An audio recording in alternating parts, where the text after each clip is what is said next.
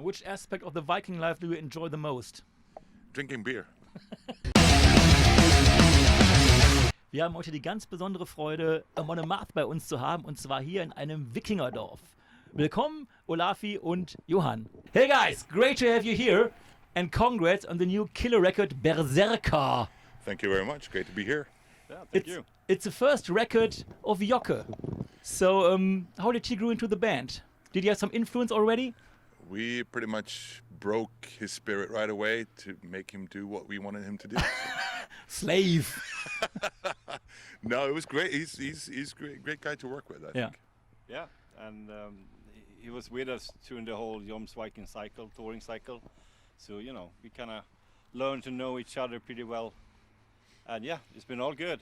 Mm-hmm. And like everybody else in our band, we all, you know, can do and contribute as much as possible, and same with him. So it's all been good. There's one song on the record called Valkyria, like one of his old bands. Is that just a coincidence? It's a coincidence. But you think about it so far, right? Actually, I didn't think about that No, at all, but actually. no.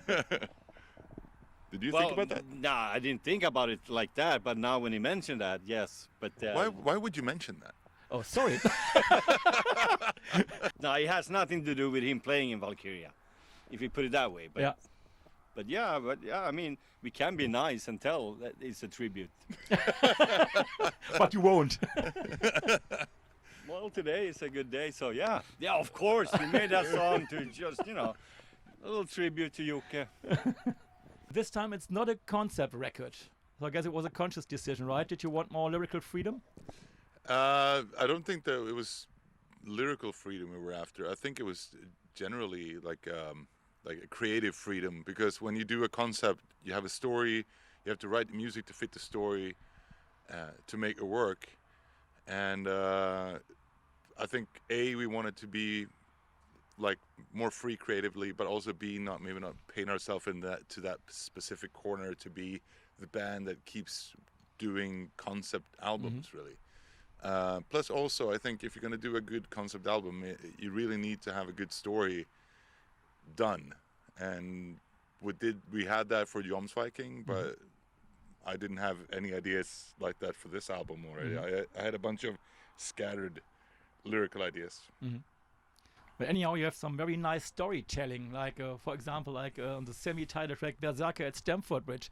Can you give us some information of the background, please, of that story? In 1066, there was this huge battle at the Stamford Bridge in England between King Harald Godwinson of England and King Harald Hårdraade of Norway.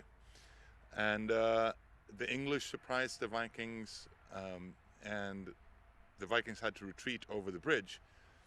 And in order to be able to get away, they had to stop the English army. So what did the Vikings do? Well, they sent one guy onto the bridge to hold back the entire English army of 15,000 men. And he killed somewhere, I think I've heard different accounts, somewhere between 40 and 70 people that he killed before they got him down. And you got to imagine like what that would be like, especially since this is mentioned in the Anglo-Saxon Chronicle. The English themselves wrote about this. So it must have been a spectacular event, really, to see, to encounter this crazed Viking with a Dane axe, really. So it makes for awesome heavy metal lyrics, I think. Of course, yeah. You stated that nowadays it's Amon Amarth 2.0. What is the difference to Amon Amarth 1.0? One more. It's one more. It's one louder, isn't it? No, but I mean, I think what I meant by that is kind of what Ollie mentioned already. That there's a lot of new elements in the music now that we added in. I think we've been a lot more creative with melodies and harmonies and the songs in general, and we've tried new ideas and new things, and I think it has made us grow as artists and you know, music writers, and yeah, it's so it's still very much Amon Amarth. It's just one louder.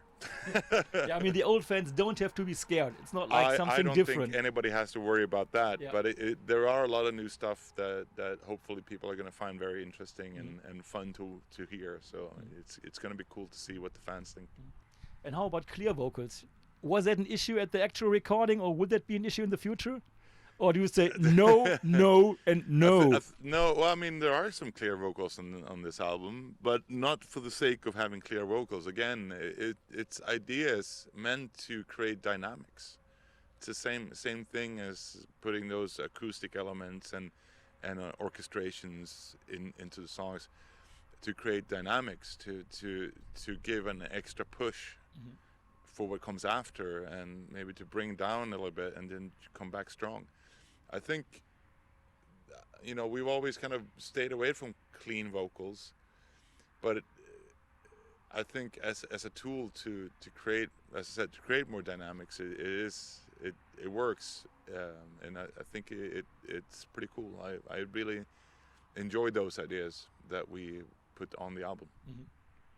And also, I think the clean vocal we have on our album is not like a melodic chorus,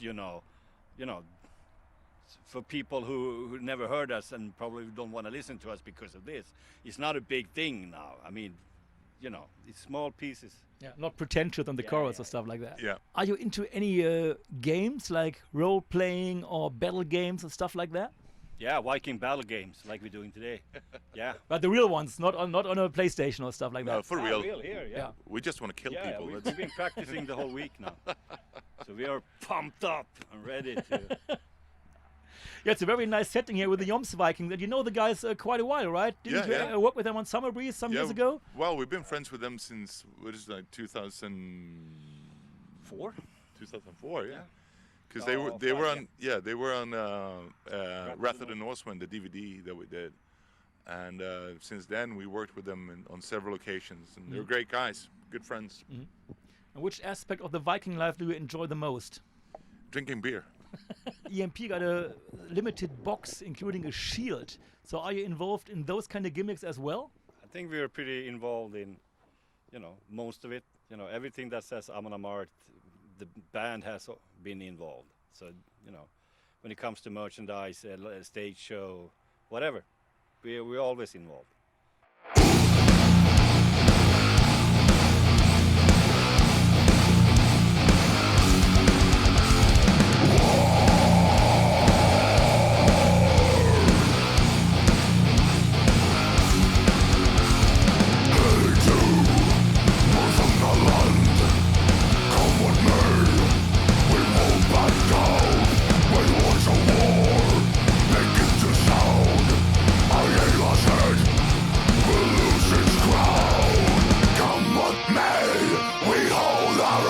Up to the